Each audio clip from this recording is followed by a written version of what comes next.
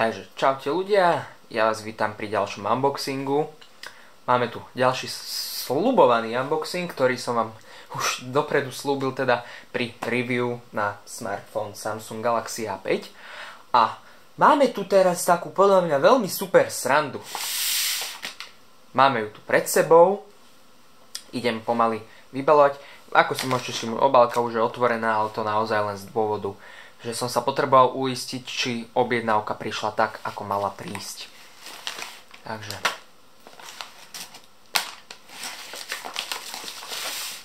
tí chytrejší už vedia asi, o čo pôjde.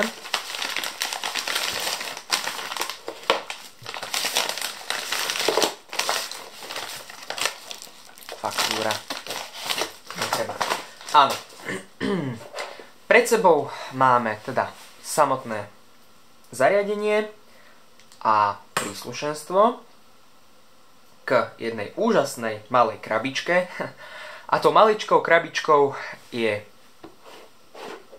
akčná kamera od spoločnosti Xiaomi, ako by sa to malo čítať po čínsky, a je to model YE Sports.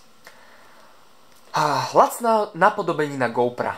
Tak sa dá jednoducho charakterizovať táto akčná kamera od tejto čínskej spoločnosti, čo nechcem teda tým nič diskriminovať, ani že čínska spoločnosť.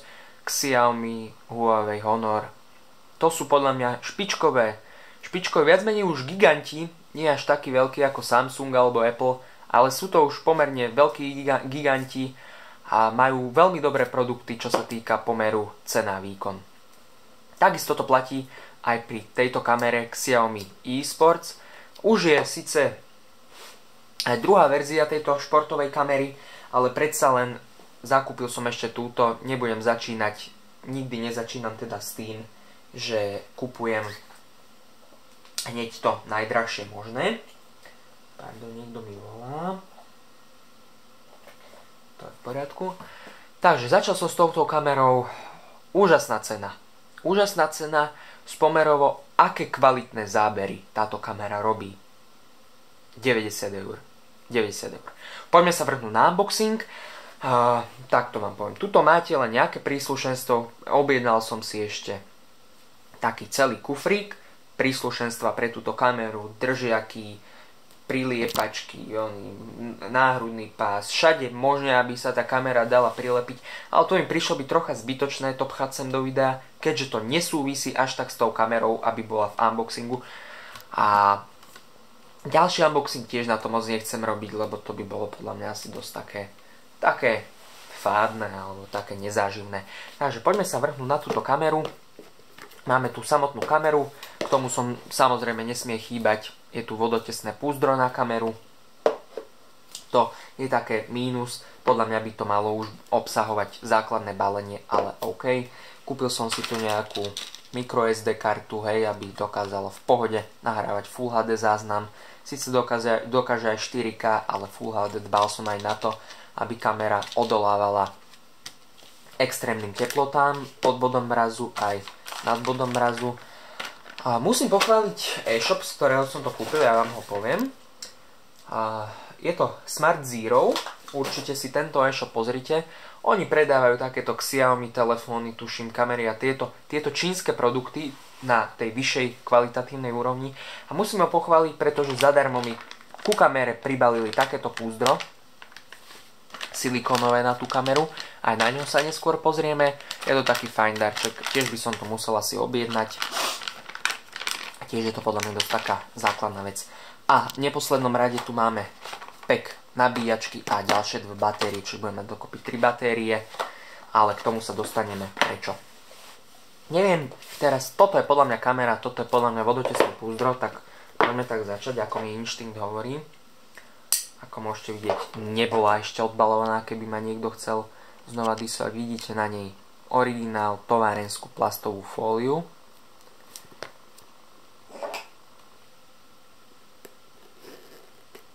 Troška sa aj bojím do toho rezať. Úžasné zábery z toho podľa mňa budú. Športová kamera je podľa mňa úžasná vec, s ktorou keď ste ako tak športovo aktívni, dajú sa s tým vážne brutálne krásne zábery natočiť. Samozrejme, nejde to vysypať. No jak to mám vybrať? Aha.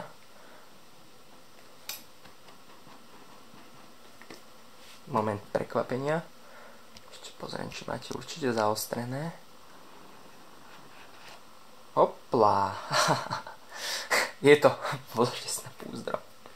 Bože, to je amatérska chyba. OK, pozrieme sa najprv na vodotesné púzdro, ktoré som kúpil originál Xiaomi, teda Xiaomi, aby... Toto je podľa mňa jediná vec, ktorá by mala byť naozaj od výrobcu, pretože máte garantované, že naozaj presne sedí a bude ju dostatočne chrániť tú kameru.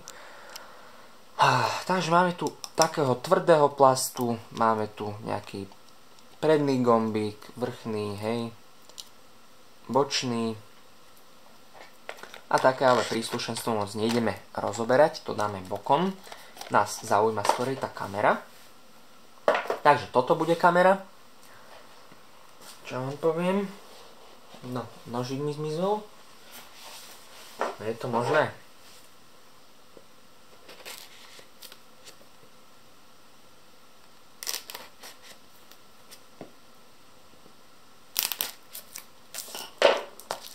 Takže rozbalujeme si samotnú kameru, konečne.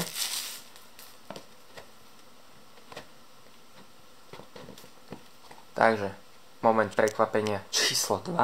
Dúfam, že to už teraz vidia, dúfam, že tam nebudú nejaké piliny. No, máme ju tu. Tu máme samotnú kameru. Pekne molitánový vrch krabice. Takže tu máme samotnú lacnú napodobeninu GoPro. Ale zase nie je to až také strašné. No, nedisujme ju toľko. A máme naozaj chabé príslušenstvo. Chabé. Micro USB kábel. Samotnú batériu. Máme tu naozaj je maličká tá baterka. Nejaké papiere. To nejdeme teraz študovať. Dobre.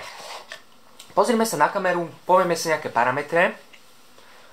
Kameru som zobral v bielom prevedení, je v čiernom a potom v tuším v žlto-zelenom. Ja som ale na bielu elektroniku. Takže máme tu samotnú kameru, ktorá je naozaj malá. Naozaj som nečakal, že bude až takáto malá tá kamera. A predstavil som si minimálne dvakrát väčšiu. Naozaj s obrázkou. Vpredu máme nejaké to zapínačie tlačidlo. LEM nám slúži, tam je LED svetlo pod ním na signalizovanie tuším nahrávania, ale určite aj na signalizovanie stavu nabitia batérie. V vrchu máme tlačidlo na zapínanie nahrávania alebo fotky. Tu nás si zapíname Wi-Fi modul. Zo spodu máme veľmi dobrú vec. Závit na statív. Tu nás z boku zrejme pôjde microSD karta. HDMI, tuším mini alebo mikro a micro USB port. A musím upozorniť dopredu, kamera nie, no tak to je hádam logické, keď som si objednával vodotesné púzdro. Vraj na niektorých stránkach klamlivo zavádzajú, že vravia, že kamera je vodotesná od výroby, ale nie je, na to veľký pozor. A toto sa bude asi takto otvárať. Alebo aj nie. To sa takto otvára. Kovové dvierka viac menej a sem sa bude dávať batéria. Možno ste si všimli, dosť podľa mňa taká základná vec tu chýba. Áno, máte pravdu, chýba tu displej. To je podľa mňa asi najväčšia nevýhoda tejto kamery. Samotný displej, mne tu dosť chýba, ale tak už som si povedal, že to asi prežijem. Takže displej tu naozaj chýba, ale teraz sa pýtate, ako ovládať kameru. V originálnom príslušenstve je možné dokúpiť Bluetooth ovládač, ale ak by vám aj to nestačilo, je aplikácia, ktorá sa dá zadarmo stiahnuť v Google Play a tuším aj v App Store. A pomocou telefónu a Wi-Fi ovládate túto kameru, kde nastavujete všetko, čo sa týka záznamu, fotenia, na koľko FPS nahrávate, v akej kvalite nahrávate, zapínanie, vypínanie nahrávania, všetko. Bude sa ovládať cez telefón. Takže tu je samotná kamera. Ideme si o nej povedať nejaké niečo o nej bližšie. Zaostriť do ryti.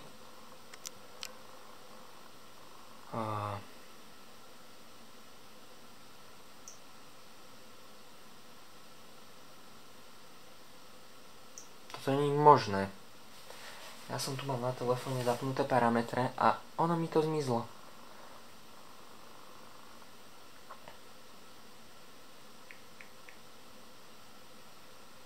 Toto je amatérske.